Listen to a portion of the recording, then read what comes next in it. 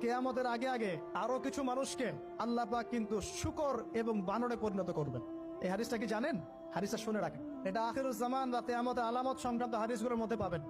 আল্লাহ রাসূল সাল্লাল্লাহু আলাইহি ওয়াসাল্লাম বলেছেন, কিয়ামতের আগে আগে আমার উম্মতের মধ্যে, ভালো করে শোনেন, কিয়ামতের আগে আগে আমার উম্মতের মধ্যে একদল মানুষ বের হবে যারা মদ পানকে হালাল মনে করবে। কাকে? মদ পান করাকে হালাল মনে করবে। যারা বাদ্যযন্ত্র, গায়িকা, নায়িকা এগুলো নিয়ে নর্তকী নাচাবে রাতের বেলা, এগুলোকে হালাল মনে করবে। যারা অশ্লীলতা, বেহায়াপনাকে জায়েজ করে নিবে, ঠিক আছে, এরকম কয়েকটা পাপের কথা বলে নবীজি বলছেন একদিন সকালবেলা আল্লাহ পাক তাদেরকে ঘৃণিত বানরে পরিণত করবে। এটা হবে সামনে, কখন কিভাবে হবে আল্লাহ ভালো জানেন। এবার আমি কনসেপ্টে চলে আসি। এই যে পৃথিবীতে নেমে আসলাম, তাহলে আমরা কোত্থেকে আসছি ভাই? আমরা কি পৃথিবীর অধিবাসী ছিলাম? আমরা জান্নাতে ছিলাম, ওখান থেকে আল্লাহ পাক পাঠিয়েছে। এবার পৃথিবীতে এসে আদম আলাইহিস সালামের যুগে খুব একটা দুর্ঘটনা ঘটে নাই, একটা ঘটেছে। কয়টা? একটা। ভাই হাবিলের কোরবানি কবুল হয়, কাবিলের অন্তর্দাহ হয়, জ্বালা হয়। কেন হাবিলেরটা কবুল হবে, কাবিলের কেন হচ্ছে না? এই হিংসার বশবর্তী হয়ে কাবিল হাবিলকে হত্যা করে ফেলে।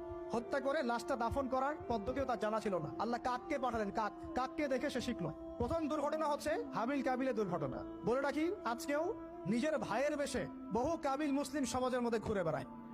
নিজের ভাইয়ের লেবাসে, পোশাকে, সুরতেই বহু কাবিল এখনো কিন্তু মুসলিম সমাজে ঘুরে বেড়ায়। তো আমরা কাবিলদেরকে কাবিলের পরিণতি সম্পর্কে সচেতন করতে চাই।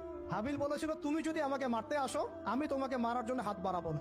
হাবিল জান্নাতে যাবে আর কাবিল জাহান্নামে যাবে। কেন কাবিল জাহান্নামে যাবে? নবীজি বলেছেন, পৃথিবীর প্রথম হত্যাকাণ্ড সংগঠিত করেছে কাবিল। এই কারণে পৃথিবীতে যত খুন হবে, সমস্ত খুনের পাপের একটা অংশ কাবিলের আমলনামায় যোগ করা হবে। বলে নাউজুবিল্লাহ। একটা কথা মনে রাখবেন, সদকায়ে জারিয়া যেমন আছে, গুনাহে জারিয়াও আছে। একটা মদের দোকান দিয়েছেন, যত মানুষ মদ খাচ্ছে, সমস্ত গোনার একটা অংশ আপনার কাঁধে আসছে। সিনেমা হল করেছেন, মানুষ সারাদিন নেকটা ছবি দেখে, নগ্ন ছবি দেখে, যত মানুষ এখানে পাপ করবে, সমস্ত পাপের একটা অংশ আপনার কাঁধে যাবে। আবার একটা মাদ্রাসা করেছেন, যত মানুষ এখানে দ্বীনি ইলম শিখবে, এই নেকির একটা অংশ আপনি পাবেন ইনশাআল্লাহ। মরে গেলেও কবরে পাবেন ইনশাআল্লাহ। আল্লাহ পাক আমাদের সবাইকে সদকায়ে জারিয়া করার তৌফিক দেখ, গোনাহে জারিয়া থেকে বাঁচিয়ে রাখুন। খুব খেয়াল রাখবেন, আল্লাহ পাক আমাদের হেফাজত করুন বলি আমিন। এবার ওই যুগ শেষ, নূহ আলাইহিস সালামের যুগ। এই যুগে আল্লাহর একই সুন্নত। নূহ আলাইহিস সালাম 950 বছর দাওয়াত দিলেন, 40টা বা 80টা পরিবার ইসলাম কবুল করেছে, বাকিরা করে নাই। যারা করে নাই আল্লাহ পাক তাদেরকে ডুবিয়ে মারলেন, যারা করেছে আল্লাহ পাক উদ্ধার করলেন। সোজা কথা। আজকে সারা পৃথিবীতে যত মানুষ আমরা বেঁচে আছি না, আমরা কোনো না কোনো ভাবে ওই 80 পরিবারের সদস্য। আমরা ভাই ভাই, আমরা ওই ফ্যামিলি, 80 ফ্যামিলির অন্তর্ভুক্ত। কিরকম করে? নূহ আলাইহিস সালামের 4 সন্তান ছিল। কয় সন্তান? এক সন্তানের নাম হচ্ছে হাম। কি নাম?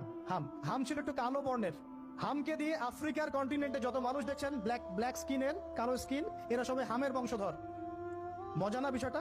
মানুষের অস্তিত্ব পৃথিবীতে, ইতিহাস, এগুলো খুব ইন্টারেস্টিং টপিক। ইতিহাস পড়তে থাকলে আপনি ডুবে যাবেন। কত কিছু বিশ্বে হয়েছে আর কত কিছু হবে সামনে।